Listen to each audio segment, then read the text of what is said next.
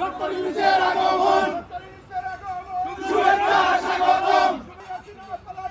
পলাইছে পলাইছে পলাইছে গোলাপ শুভেচ্ছা বিএনপির পক্ষ থেকে লাল গোলাপ শুভেচ্ছা ছাত্র সমাজের পক্ষ থেকে লাল গোলাপ শুভেচ্ছা যুক্তরাষ্ট্রের পক্ষ থেকে লাল গোলাপ শুভেচ্ছা লাল গোলাপ শুভেচ্ছা যুব দলের পক্ষ থেকে লাল গোলাপ শুভেচ্ছা জাসাসের পক্ষ থেকে লাল গোলাপ শুভেচ্ছা শ্রমিক দলের পক্ষ থেকে লাল গোলাপ শুভেচ্ছা। জাতিসংঘের সাধারণ পরিষদের ৭৯তম অধিবেশনে অংশগ্রহণের জন্য যুক্তরাষ্ট্রের নিউ ইয়র্কে পৌঁছেছেন বাংলাদেশের অন্তর্বর্তী সরকারের প্রধান উপদেষ্টা অধ্যাপক ডক্টর মোহাম্মদ ইউনূস।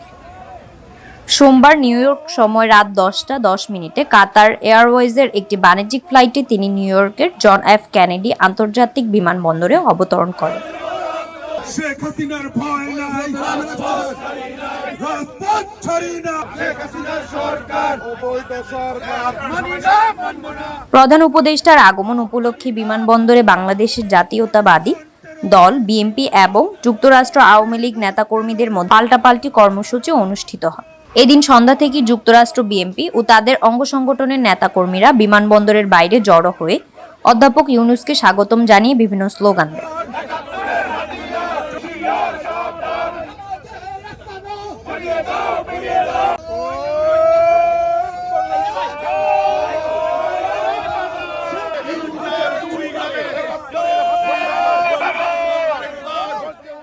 এই সময় জাতিসংঘে বাংলাদেশের স্থায়ী প্রতিনিধি মোহাম্মদ আব্দুল মুহিত ও যুক্তরাষ্ট্রে বাংলাদেশের ভারপ্রাপ্ত রাষ্ট্রদূত ডিএম সালাউদ্দিন মাহমুদ বিমানবন্দরে অধ্যাপক ইউনূসকে আনুষ্ঠানিকভাবে অভ্যর্থনা জানান।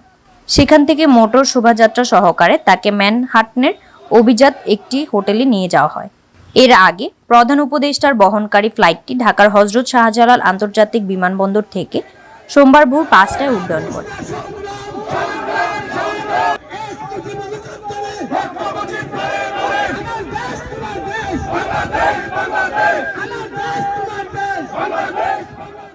প্রধান উপদেষ্টা ডক্টর মোহাম্মদ ইউনূস জাতিসংঘের সাধারণ পরিষদের এই অধিবেশনে অংশ নিয়ে বাংলাদেশের সাম্প্রতিক রাজনৈতিক পরিস্থিতি এবং বিভিন্ন উন্নয়নমূলক কার্যক্রম নিয়ে বিশ্ব নেতৃত্ববৃন্দদের সঙ্গে মত বিনিময় করবেন বলে আশা করা হচ্ছে।